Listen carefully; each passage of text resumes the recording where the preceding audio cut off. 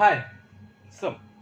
तो last video में हमने देखा था बोर्स एटॉमिक मॉडल का, ये पहला पार्ट था लास्ट वीडियो। ये उसका दूसरा पार्ट है, ज़्यादा लंबा नहीं खींचेंगे इसको, ट्राई करेंगे जल्दी से जल्दी खत्म करने का। स्टार्ट करते हैं। तो अभी तक हमने देखा था कि बोर एटॉमिक मॉडल में हम एटम्स कैसे बनाते हैं। मान के चलो कोई भी एक एटम है, यहाँ पे ये उसका न्यूक्लियस, सारे के सारे प्रोटॉन्स हैं, ये उसका पहला cell,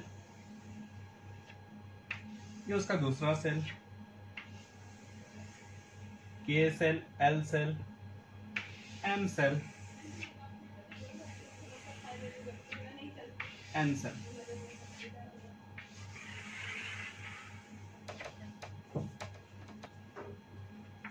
A L M N.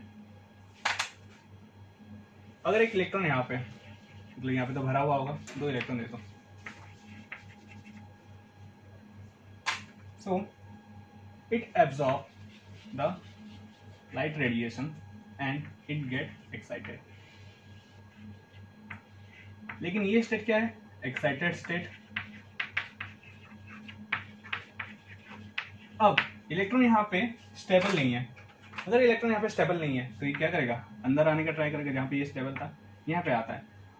देखो, जब लोअर स्टेट से हायर एक्साइटेड स्टेट तक जाता है तो ये क्या गया? लाइट को एब्जॉर्ब किया। तो अगर हायर एक्साइटेड स्टेट से या फिर हायर एनर्जी सेल से अगर लोअर एनर्जी सेल में आ रहा है तो क्या होगा? लाइट एमिट करेगा। एमिट करता है यहाँ पे लाइट, तो ये वापस आता है। ठीक है। और इसी लाइट को हम क्या करते हैं? स्टडी करते हैं। हर एटम के लिए अपना अपना ऐसे लाइट मिलता है और यही उसका क्या? एटॉमिक स्पेक्ट्रा है। इसलिए हमें ऐसे लाइन स्पेक्ट्रम मिलते हैं। अलग अलग टाइप के रेडिएशंस को ये एमिट करके वापस अपने सेल में आते हैं। ये तो क्या पहला कि एटॉमिक स्ट्रक्चर क्यों ऐसा आया पता चला। दूसरा आता है स्टेबिलिटी।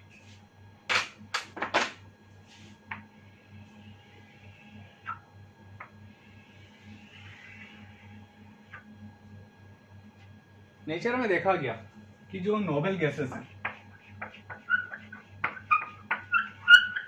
लाइक हीलियम, नियन, आर्गन, ये जो है इनके आउटर मोस्ट सेल, इसमें क्या है?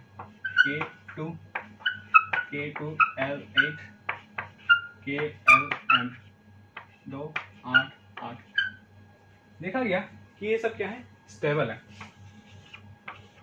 और स्टेबल को हम क्या समझते हैं? ना ही ये किसी के साथ रिएक्शन करेंगे, ना ही किसी को रिएक्ट करने देंगे।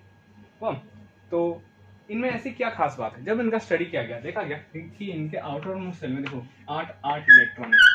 तो कहीं पे भी कोई भी एटम के आउटर मोस्ट सेल में अगर 8 इलेक्ट्रॉन आ गया तो ये क्या हो जाता है? स्टेबल हो जाता है। और इसी रूल को हम क्या कहते हैं? ऑक्टेट रूल कहते हैं। ठीक है। अगर कोई भी एटम के आउटर मोस्ट सेल में अगर 8 इलेक्ट्रॉन आ रहा है तो ये स्टेबल हो जा रहा है। तो what about the helium? Helium satisfy करता है ड्यूप्लेट।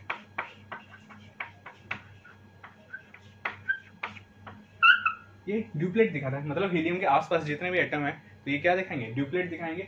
और इन सब के आसपास जितने भी सब ऑक्टेट सेटिस्फाई करवाएंगे।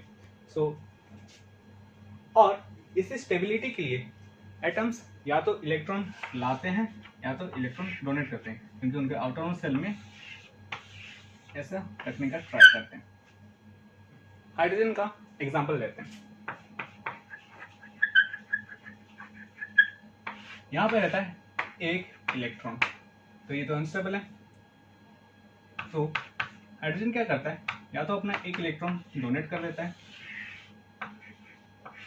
या फिर कहीं से 1 इलेक्ट्रॉन ले आता है।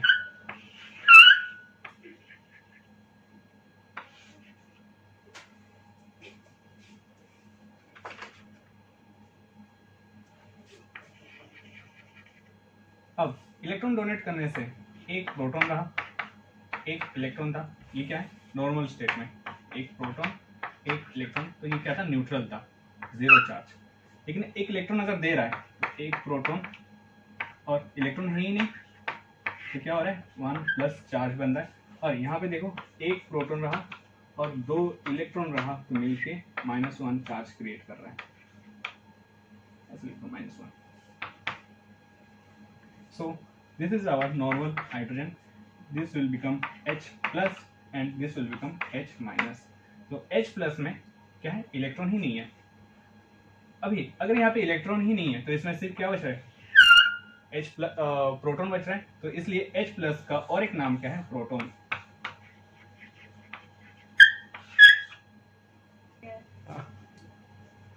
सिमिलरली अगर हम बात करें लिथियम का,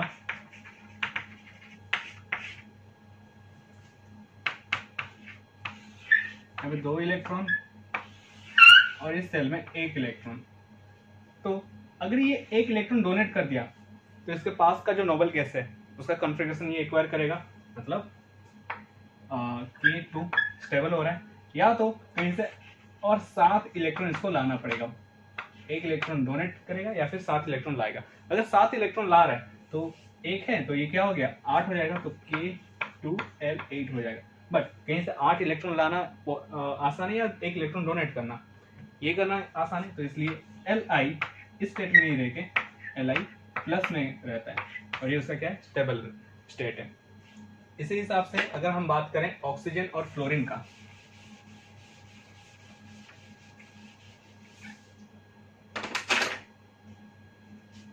ऑक्सीजन और फ्लोरीन,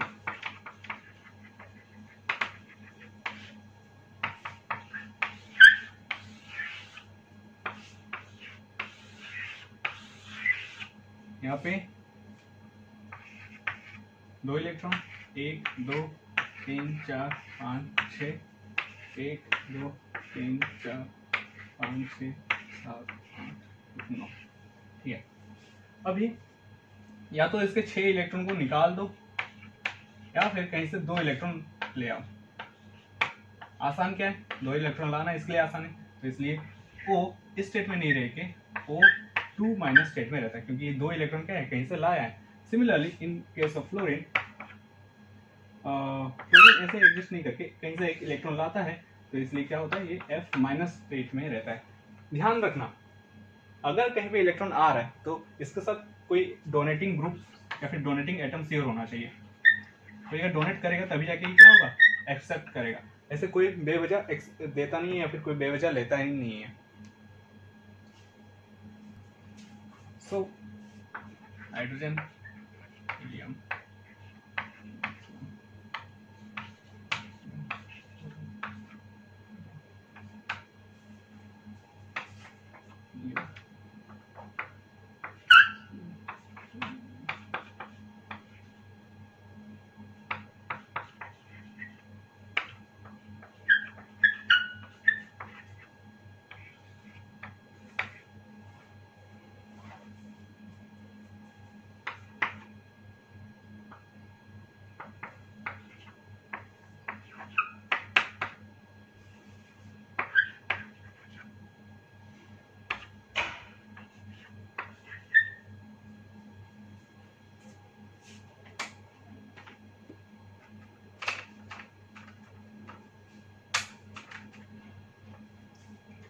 अगर हम इनको देखें तो ये क्या होता है, ये +1 स्टेट में भी एग्जिस्ट करता है और -1 में एग्जिस्ट कर सकता है। ये तो क्या है, न्यूट्रल है,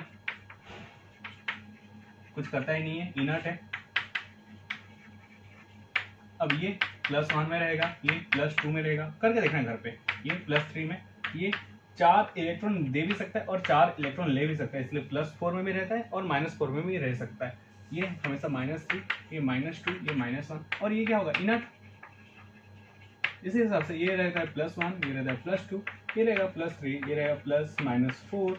this will in -3, -2, -1 and this is inert, this one also +1 और ये +2।